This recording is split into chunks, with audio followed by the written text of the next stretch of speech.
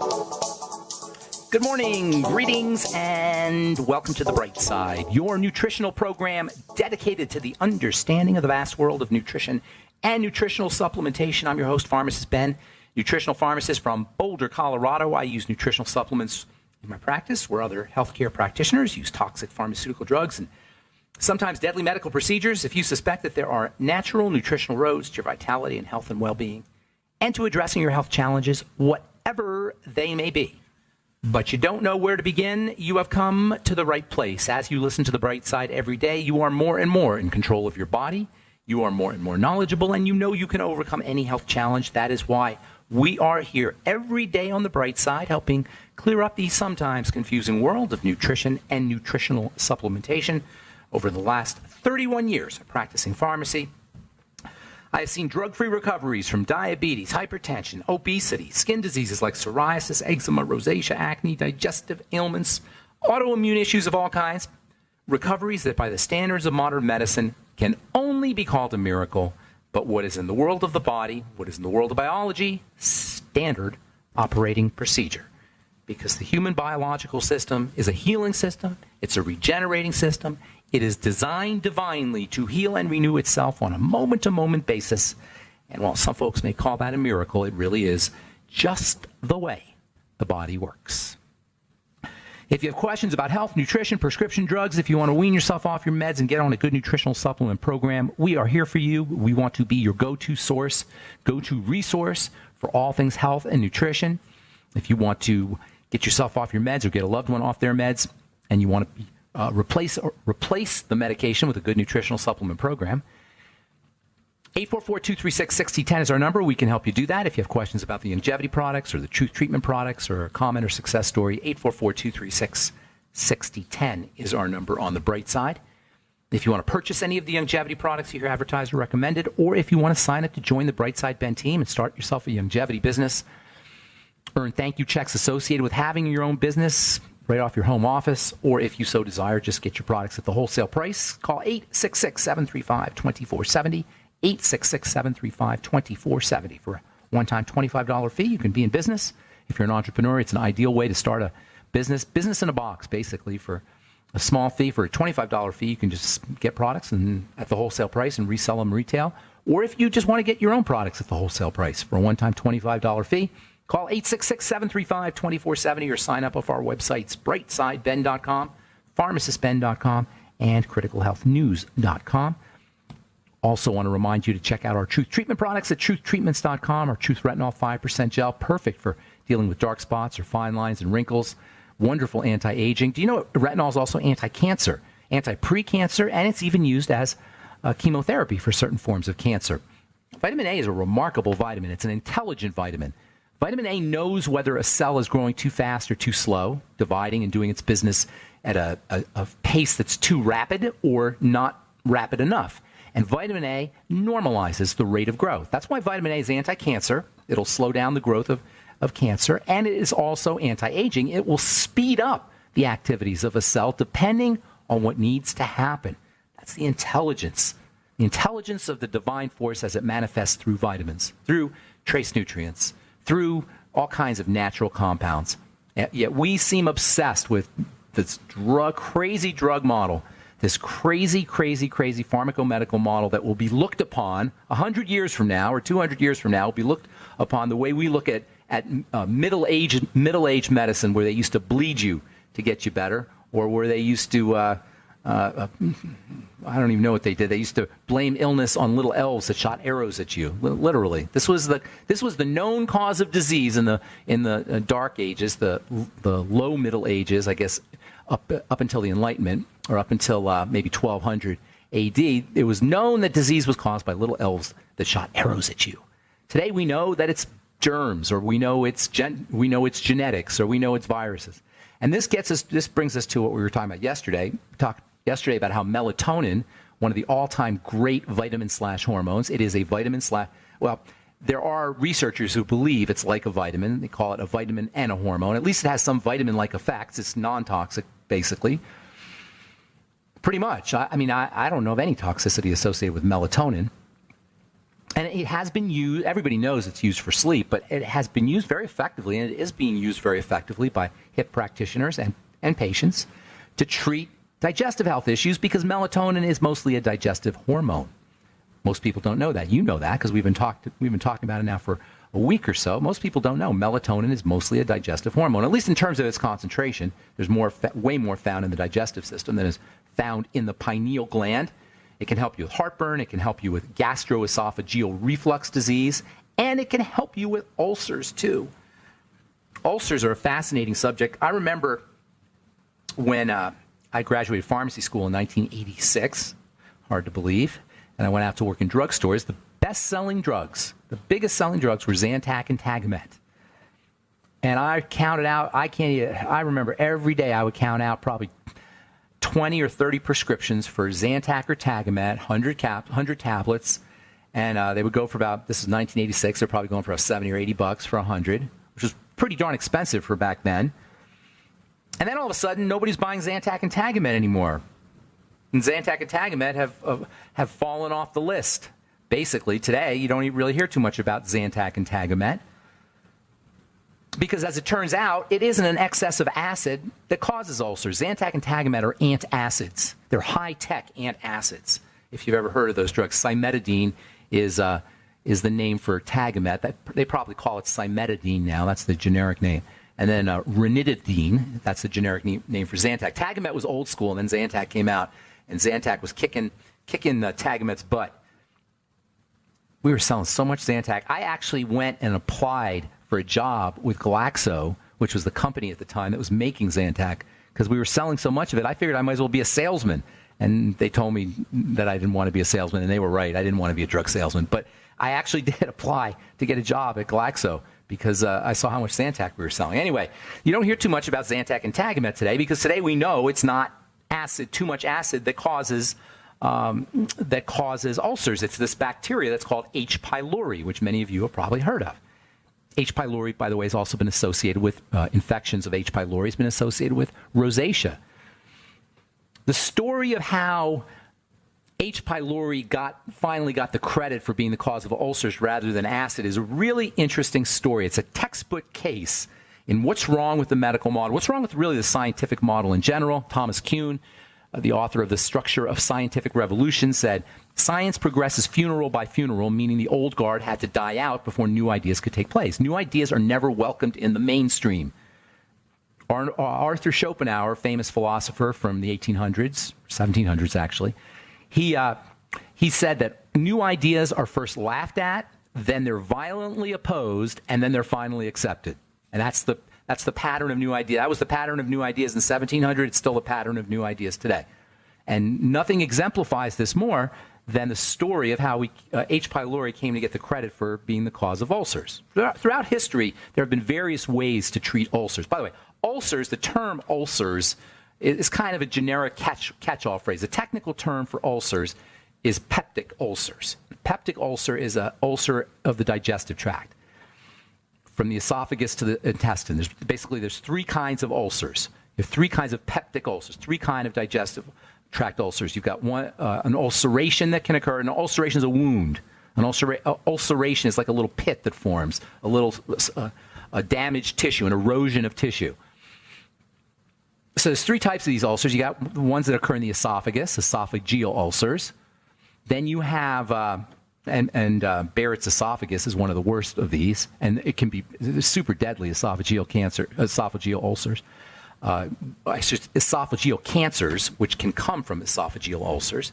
Then you have stomach ulcers, and then you have intestinal or duodenal ulcers that occur in the upper part of the intestine. That's where you have your three basic digestive tract or peptic ulcers.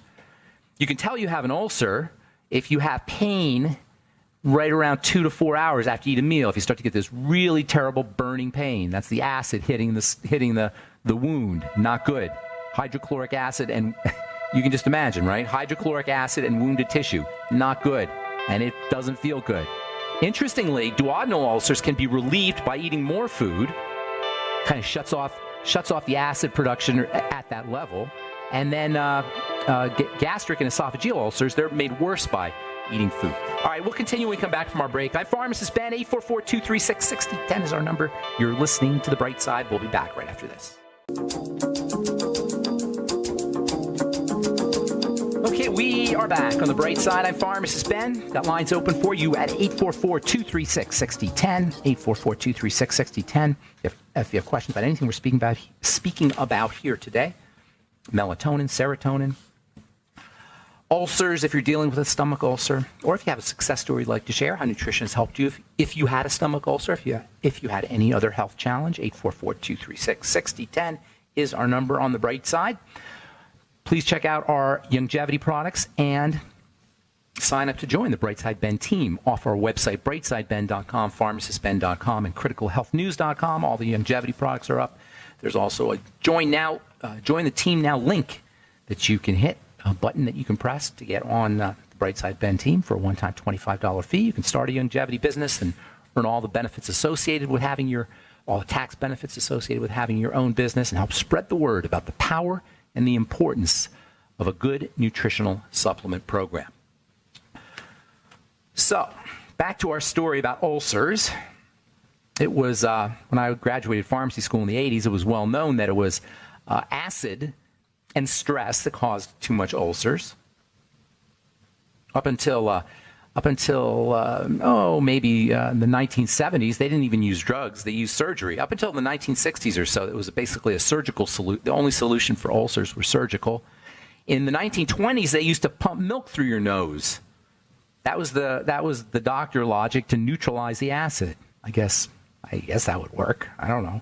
They would pump milk up your nose to get into. I don't know why they would do it up your nose. Actually, not up your nose. They would put it. There's no way they would put it up your nose. They put it up. They put it in a pump. They pumped acid or milk right on the acid to neutralize the acid. Anyway, a guy named Dr. Barry Marshall, he was in medical school in the 1970s, and he was doing some experiments, and he came up with. He made a very startling discovery. He realized that ulcers were not caused by stress; they were caused by a bacteria. Actually, he noticed that this bacteria called H. pylori was always present when there were ulcers. And he tried to tell people about this, and nobody would listen to him. Doctors would not listen to this guy, Dr. Marshall, in Australia. It's a famous story. Barry Marshall. He tried to get all the doctors in his town. I think he was in Perth, wherever he was in Australia. He tried to get doctors to understand. He tried to publish papers. Nobody would listen to him. They laughed at him. Until finally he got so frustrated that he actually made himself an H. pylori smoothie. He literally took H. pylori bacteria and put it in some kind of beverage or smoothie and drank it. He drank H. pylori, gave himself an ulcer to prove to science that H. pylori was the cause of ulcer. Long story short, he published a paper about it and started doing studies with patients with another guy named Dr. Warren, and they ended up winning the Nobel Prize in Medicine in 2005 for their discovery that it was H. pylori. This bacteria, H. pylori, that was responsible for ulcers, not acid, to the point today where you don't even really hear much about ulcers because they just give you antibiotics, kills the H. pylori. Now, is that a great solution? Well, I don't know. If you have an ulcer, maybe. But, of course, we know what antibiotics do to the digestive system. It's just a classic example of the craziness of the medical model. Nothing will whack out your digestive system faster and more effectively than an antibiotic. Everybody knows that. Every normal layperson knows that, but we've allowed the medical model to just kind of brush that aside. So they give you antibiotics, and kills the H. pylori, and you don't have an ulcer. And in fairness, there's not really a lot of ulcers, or not as much. It's a relatively rare diagnosis these days, or relatively rare pathology. Medication is one of the leading causes of ulcers today, not H. pylori, because of antibiotics. Anyway. So H. pylori, as it turns out, like all bacteria in the body, is important. H. pylori plays a role in good health. H. pylori may help you fight stomach cancer. And by the way, H. pylori does not like acid. It lives in a low acid environment. So stomach acid itself may, number one, be the way you want to prevent an H. pylori infection, using your ultimate enzymes and your nightly essence, both of which can help, and apple cider vinegar, all of which can help with acidity, stimulating acid production before meals by using bitters, bitter substances, bitter vegetables, Swedish bitters and such. These will all stimulate acid production. Thinking about your food will stimulate acid production. You want acid. You need stomach acid. Stomach acid is good for you. Stomach acid is necessary. It's required not just for eradicating H. pylori, which cannot live in stomach acid, but for helping you absorb your minerals and your vitamins, for helping activate enzymes. Acid's good stuff. It's important. Antacid's not good stuff. Very bad for health. And on top of all that, it may be that the increase in stomach acid that's associated with H. pylori may be the body attempting to get rid of the H. pylori.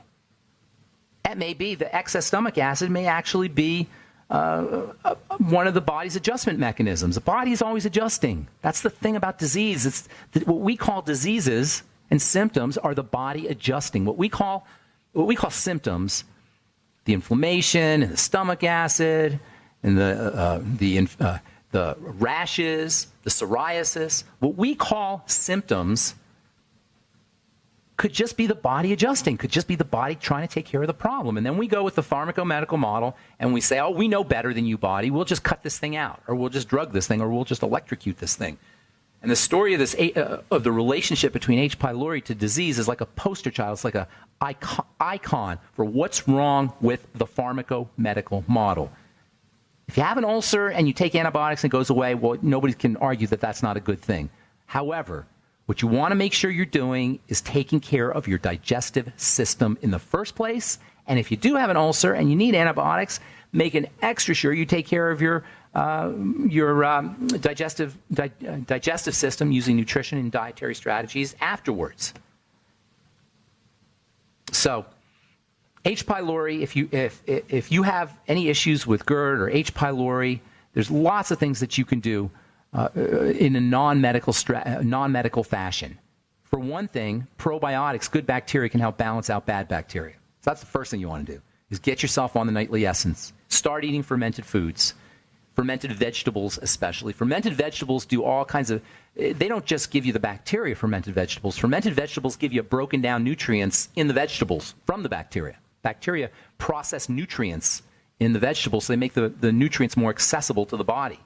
So when you're eating fermented food, yeah, you can do kefir and yogurt. Those are fermented for sure. But fermented veggies, that's the best, in my opinion. And also just in general, veggies. We don't often think of vegetables as being important for the digestive system, but they are. In fact, that may be where they exert their most positive benefits is on the digestive tract if you're healthy. If you're not healthy, you may have a problem processing veggies, but you can always grind them up and make juices, not just juices, but make smoothies. A juice has all the water without the fiber. And juices are okay if they're fresh, and you're going to get some good stuff in there, and they don't have a lot of sugar in them. But the best kind of juice is more like a smoothie with a Vitamix because you keep the fiber. And the fiber rocks for the digestive system. The fiber is unbelievably important for the digestive system. And when there's bacteria in the fiber, the body can process the fiber and release really important sugars and other substances from the fiber. So you always want to mix your probiotics with your veggies or do fermented veggies. The combination of these bacteria and the veggies potentizes an already very potent food, which is vegetables. It potentizes them, makes them stronger, especially for the digestive system. All right, 844-236-6010 is our number. I'm Pharmacist Ben. You're listening to The Bright Side. We'll be back right after this.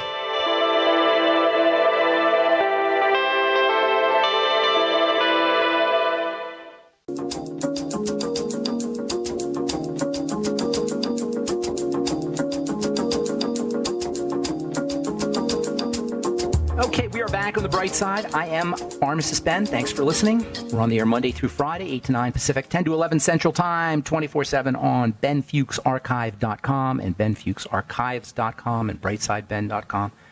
We have search engines on all the websites, as well as the longevity products at brightsideben.com, pharmacistben.com, and criticalhealthnews.com, and a Join the Team link that you can click for a one-time $25 fee. You can join the Brightside Ben team and start yourself a longevity business and get your products at the wholesale price.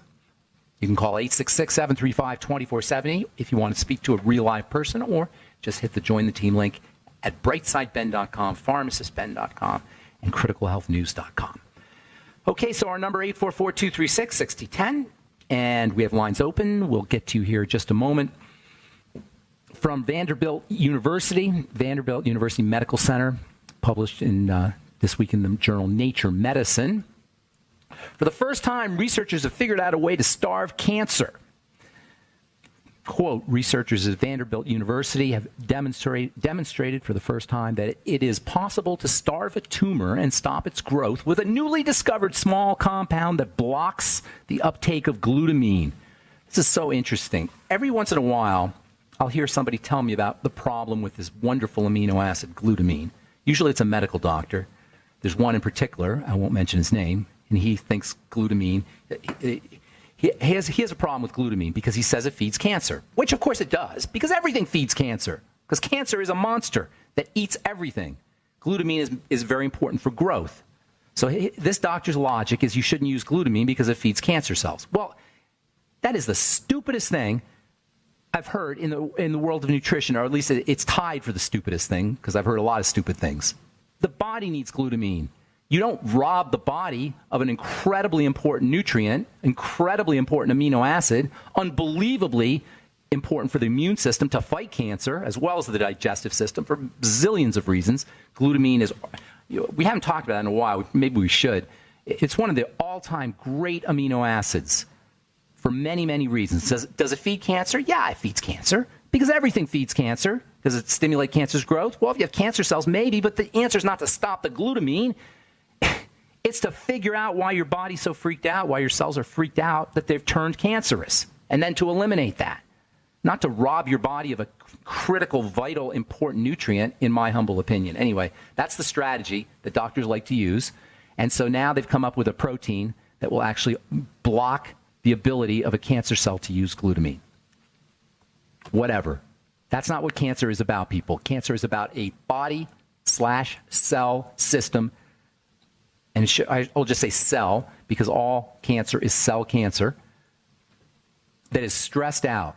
And by the way, skin cancer is not a skin disease, it's cancer. Or it's not a skin issue, it's cancer. It's a cancerous cell. I got a letter, the reason I bring that up is I got a letter today from a lady who's chastising me about, actually she wrote on a YouTube video I did, who was chastising me for saying dermatology is a failed science. She said, well, my dermatologist took care of my skin cancer, blah, blah, blah. Well, guess what? Your skin cancer was caused by an issue with your body, something that you did to your body. And now, I'm not beating anybody up here, by the way. I'm not blaming the victim. But cancer, a cell turns cancerous when it is completely at its wit's end and doesn't know what to do. And skin cancer is no different from liver cancer in that way, because skin cell cancer and liver cell cancer are both caused by a burden on the cell. What is it that causes the burden on the cell? Well, there's only three things. Remember, there's only three things that go wrong in a cell. Nutrition, starvation, suffocation, and toxification. How do you handle it? With nutrition to handle the starvation, with oxygenation and movement to handle the suffocation, and to make sure the body has a clean, and cells have a clean place to do their business. And you know what? Even if you have cancer and you do those things, you're going to feel better. I'm not sitting here to tell you that I'm going to cure cancer, or these ideas are going to cure cancer, because I'll end up in jail. And I don't even like the word cure, because cure is about magic. This isn't magical. This is logical. Cure is magic. Reversal is logic. And what we're talking about here is logic. Out with the bad, in with the good. The body does the rest. Logic. Cure. Oh, we're going to cure cancer. The cure for cancer. We're going to have a war for cancer and find the cure for cancer. That's magic. We don't need magic. The body is exquisitely logical. So if you do have cancer, God forbid, and you follow this protocol, you're going to feel better. Whether you're magically cured, that I can't say there's any magic that's going to happen, but you're going to feel better because the body will start to get healthier. And I can tell you this, reversals and remissions occur all the time. They are not rare. And even if they were, if they could happen in one person, excuse me there, it could happen with one person, it can happen with anyone. All right. 844-236-6010 is our number. Let's go to Mike in Colorado and welcome Mike to the bright side. Good morning, Mike. Hi, Ben. How you doing? What's going on, buddy? I enjoy when you're on Coast to Coast. Thank you. Thank you. I appreciate that. Is that how you heard about this program? Yes. I've been diagnosed with branch venous occlusion in my left eye, so the upper part of the vision's kind of smoky. Mm. And the optometrist. How old are you? How old are you? 71. Okay. Go ahead. I'm sorry. And the optometrist recommends I go to the VA, to the vascular specialist. Oh, my gosh. You don't want to be in the VA. You don't want to go. You know, Mike, you sound too nice a guy to go to the VA. Yeah. Well, he probably recommend injecting Avastatin. Well, are you to stop cholesterol production, right? Are you a vet? Yes, I am. mean, you're obviously a vet, but were you overseas or anything? No, I wasn't. Okay. So anyway, you have a vascular problem, not an eye problem. Like we were saying earlier, how skin cancer is a cancer problem, not a skin problem. You have a circulatory problem. Your blood's clogging up. Your blood is getting blood vessels are clogging up because your blood is getting sticky and dirty. What happens over time as the sticky and dirty blood circulate through the body, they initiate immune responses, defensive responses in the vessels, and the vessels then go through this whole inflammatory thing, and one of the byproducts is cholesterol. Does that make sense how I explain that? Because that really is an important point. Yes. Because this is the leading cause of death. What I just described is basically how we die. I'm not saying that about you, but this is how the leading cause of death are these injuries that take place to the blood vessels, the secondary inflammatory response, the tertiary cholesterol, and then the medical model addresses the cholesterol. When I'm saying we should be addressing the blood because the problem's in the blood. Now, how do you deal with it? Well, if you're 71, you know good and well you've had issues because this does not happen out of the blue.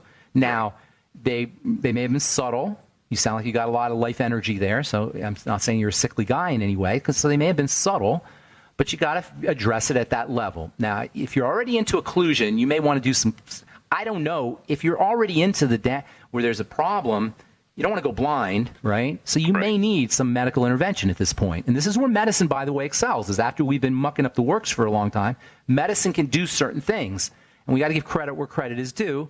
And if it saves you from being blind, who cares? Who cares if you have an injection of a statin drug in there, right? But I'm saying that you want to maybe try some other alternatives. And I'm not going to tell you not to have the surgery, but these are other things you might do. Vasodilation, number one, with niacin. Use the ultimate niacin. Opens up blood vessels. It's also anti-cholesterol. Okay. Make sure on all the B complex, using lots and lots of the B complex. If I were you, I'd also be doing connective tissue. The defect that's causing the wounding is in the connective tissue. So connective tissue building strategies and then dietary strategies to keep the blood clean. But we got to take a break, so don't go away. I'll finish up real quick when we come back, okay? I'm Pharmacist Ben. You're listening to The Bright Side. We'll be back right after this. Don't go away.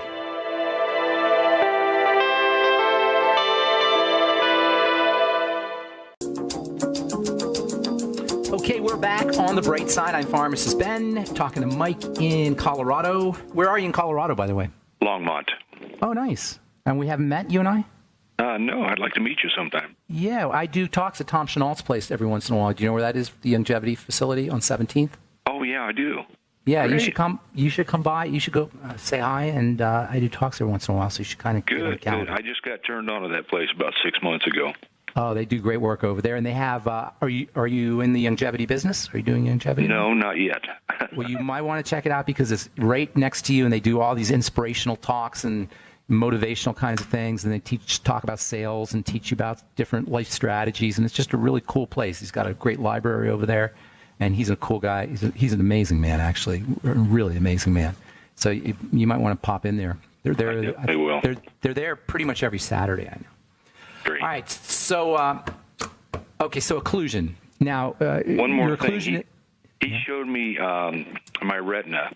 And the veins, and a vein starts out, and then one becomes thread-like across, and then there's a lump. That's they're branching out. That they're basically trying to compensate for the occlusion, for the clogging. This is one of the strategies that the body uses. It actually can be counterproductive as a whole other story. The point is that you want to treat this as a dirty blood problem. Your blood's dirty, basically. Now, at this point, your connective tissue is breaking down, too, so you want to start building connective tissue. But these are more long-term kinds of things.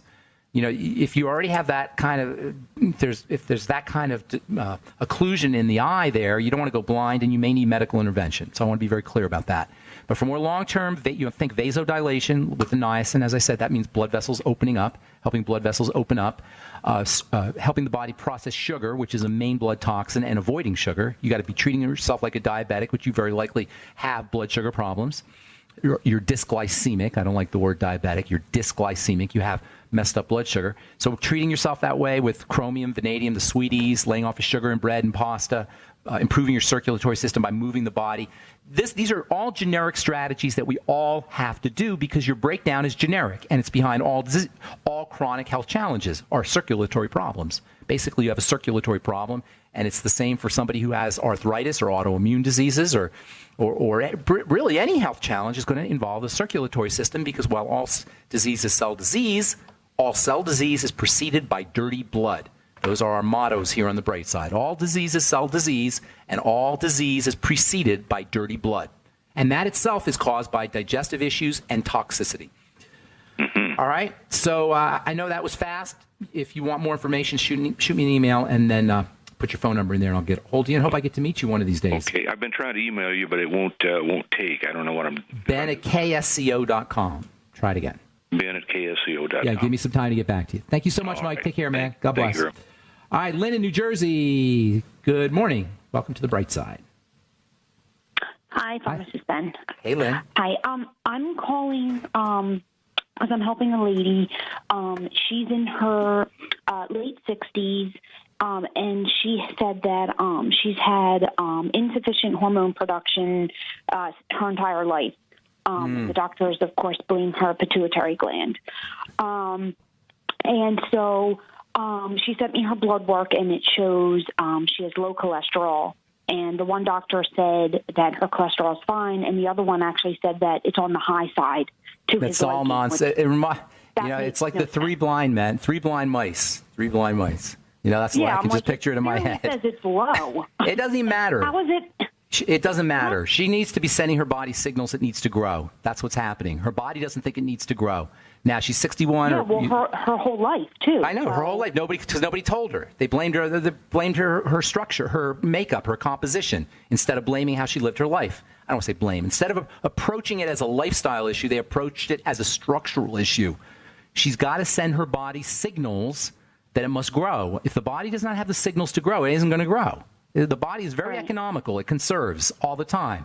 Low cholesterol is a sign. Cholesterol is a growth substance, as we've said a zillion times in this program. Low cholesterol is a sign the body is not growing or doesn't think it needs to grow. First of all, this is a lady who needs to get to the gym right away, today.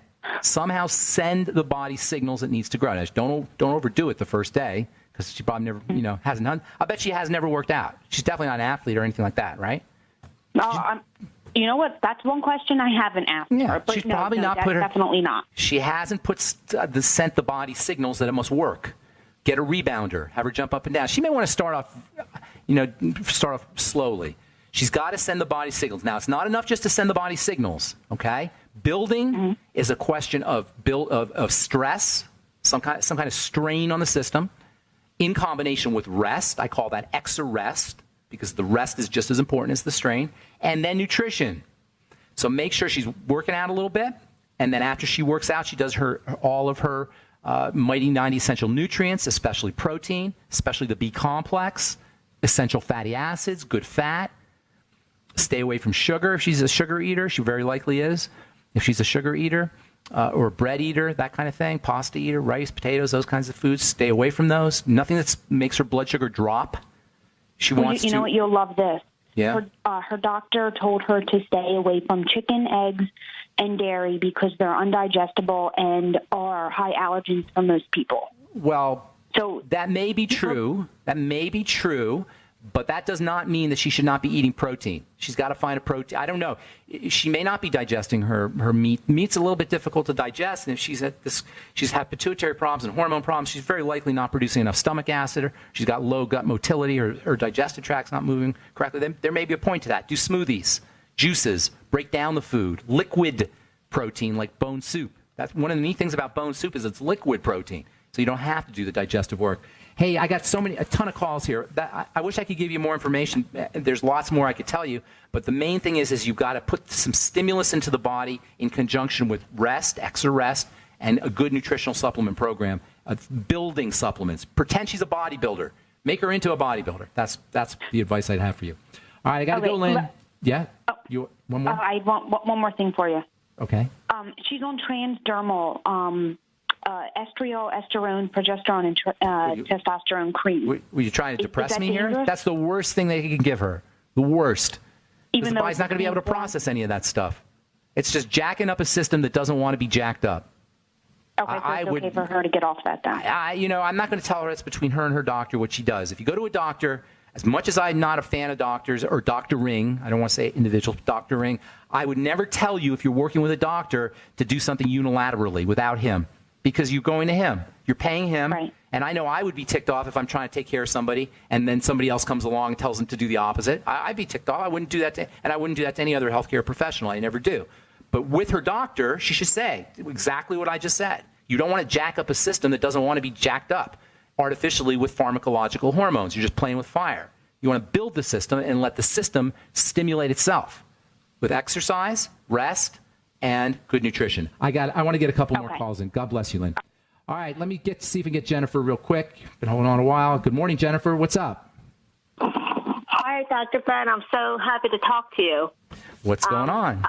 I just have a quick question. I've been on the birth control pills for over 10 years, and I just tried getting myself off of it about 3 months ago, and my acne just went absolutely crazy. So I unfortunately put myself back on it, and I've been hearing just too many different things from different dermatologists. There's no too many things. This is the one thing. It's awful. Okay. I can think of, there's a lot of deadly drugs out there, but a case could be made that at least in the top 2 or 3, if not the top, is the birth control pill. It is a disaster. Now, for birth control, obviously it's convenient, so I'm not going to argue about the convenience, but if you're taking it for acne, there's a lot better ways to deal with your acne. You got to figure out what's wrong with your hormone system. Your hormone system is screaming at you, and you're telling it to shut up. You follow me? Yes, I tried being off the birth control pill for 3 months, and my acne was just so because bad. Because at this point, your hormones are so whacked out. Why do you have the acne, do you suppose? That's the question. So we got to talk about that, but we're just out of time. You can't do it. Get yourself on zinc as soon as possible. High doses of the B vitamins, throughout the day. The Beyond Tangy Tangerine throughout the day. One of the worst things the birth control pill does is it depletes your B vitamins, which are incredibly important for everything, including skin. B6 and B12? All of it. The entire complex. That's why I like the Beyond Tangy Tangerine. It's liquid B complex, based with a lot of other things. And then you want to make sure that you're working on your gut bacteria, because estrogen is processed in the gut. The estrogen they're giving you is a major toxic form of estrogen. It needs to be eliminated instantly or as soon as possible. And that's where the role of gut bacteria and the liver and the bile. And that might be where your problem was in the first place. And by taking care of all of these things, not only will you help purify or clear out toxic estrogen, but you may be helping the fundamental hormone problem that caused the problem in the first place. All right, I got to motivate. Jennifer, God bless you. Good luck with everything. Sorry if we left you on hold. I apologize. I'm Pharmacist Ben. Thanks for listening to The Bright Side. Please check out our websites, brightsideben.com, pharmacistben.com, and criticalhealthnews.com for all the longevity products, as well as blog posts and news stories. And then also, please check out my Truth Treatment products at truthtreatments.com. Have a wonderful, beautiful, awesome, spectacular day. We will talk to y'all later. Bye for now.